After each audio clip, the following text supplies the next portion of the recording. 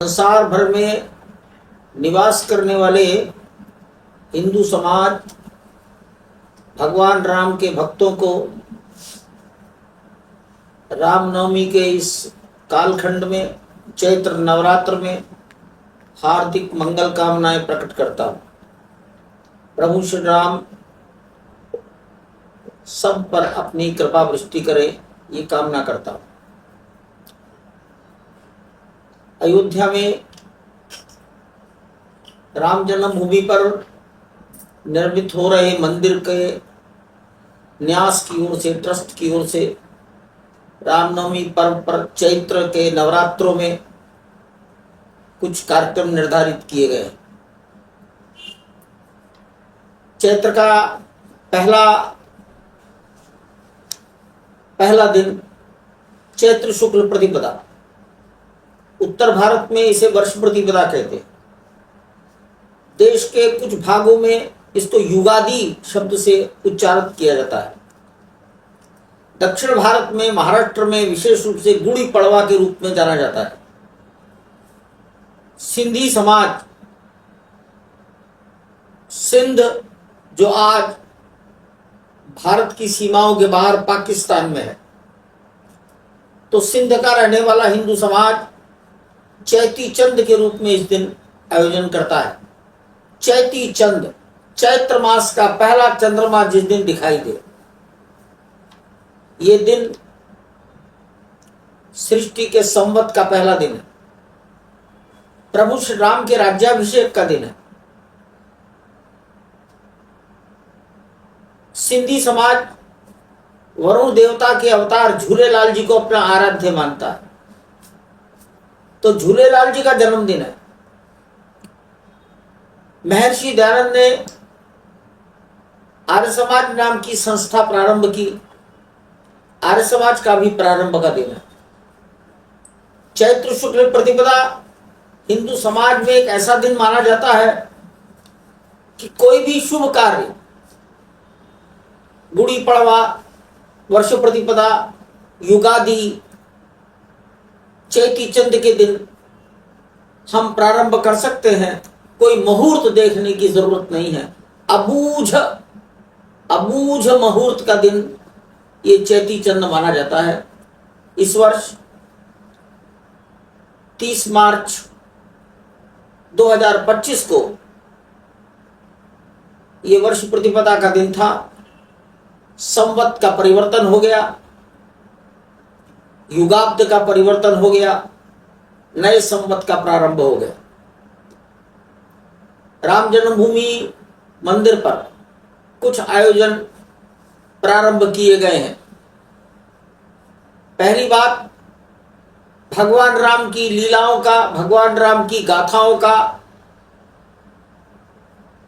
जनता को वर्णन, राम कथा, कथा व्यास हैं वृंदावन निवासी पूज्य अतुल कृष्ण भारद्वाज जी महाराज। 29 मार्च की सायंकाल जब चैत्र शुक्ल प्रतिपदा का प्रवेश हो गया, उस दिन से कथा प्रारंभ हुई है और 6 अप्रैल को दोपहर को राम का जन्म मनाने के पश्चात कथा पूर्ण हो जाएगी। ये कथा प्रतिदिन अंगद टीला के प्रांगण पर सायंकाल 4 बजे प्रारंभ होती। नंबर 2, गर्भगृह के बाहर प्रातःकाल 3 घंटे 8:30 बजे से 11:30 बजे तक रामचरितमानस का नवान्न पारायण होता है। वाल्मीकि रामायण का नवान्न पारायण 6 घंटे में प्रतिदिन करने पर पूरा होगा। इसलिए सवेरे 8:30 बजे से 3 घंटा, अपराह्न 3 बजे से फिर 3 घंटा, ये दोनों ग्रंथों के नवान्न पारायण वहां प्रारंभ किए गए। भगवान के सामने भगवान के बधाई गान प्रतिदिन सायंकाल भगवान को सुनाए जाएंगे। मंदिर के ईशान कोण में जिस स्थान पर प्राण प्रतिष्ठा के यज्ञ हुए थे, उसी स्थान पर प्रभु राम से जुड़े एक मंत्र की 1,00,000 आहुतियां दी जा रही हैं, दिया जाना प्रारंभ किया गया। 10 पंडित बैठते हैं, उस मंत्र का उच्चारण होता है, लगभग 3 घंटे रोज आहुति पड़ती हैं, तब 1,00,000 आहुतियां उस राम मंत्र की होंगी। मैं राम मंत्र नहीं बोल रहा हूं क्योंकि मंत्र हमेशा गुप्त रखा जाता है, गुप्त मंत्र ही प्रभावशाली होता है। समाज को बताने के लिए मैंने ये सब काम किया है। 6 अप्रैल को प्रातःकाल भगवान का अभिषेक होगा, 9:30 बजे से 1 घंटा 10:30 बजे तक। अभिषेक के बाद भगवान का श्रृंगार होगा, भोग लगेगा, तब तक 12 बज जाएगा। तो चैत्र शुक्ल की नवमी को दोपहर 12 बजे भगवान का जन्मोत्सव है, जन्म है, जन्म का समय है। उस समय जन्म की आरती होगी, भगवान को 56 भोग लगेगा। इससे भी एक श्रेष्ठ काम होगा। राम सूर्यवंशी अर्थात सूर्यवंश में जन्म लिया है। भुवन भास्कर सूर्य दोपहर को 12 बजे जब राम का जन्म हो चुका है, तब राम लला के ललाट पर अपनी किरणों से तिलक लगाएंगे, सूर्य तिलक।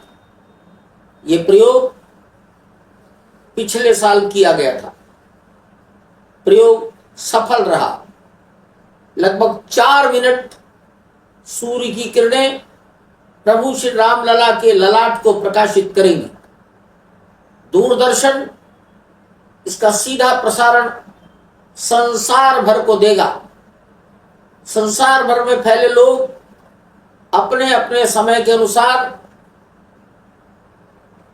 भारतीय समय दोपहर 12 बजे इस सूर्य तिलक का कार्य देख सकेंगे, आनंद ले सकेंगे। पृथ्वी और सूर्य की जो अवस्था है सापेक्ष, ये बदलती रहती है। वैज्ञानिकों ने कहा है कि 19 वर्ष का चक्र है। 19 वर्ष के बाद पृथ्वी और सूर्य दोनों फिर से वापस उसी अवस्था में आ जाएंगे जिस अवस्था में 19 साल पहले थे। इसलिए ये सारा प्रयोग पूर्णतः वैज्ञानिक है।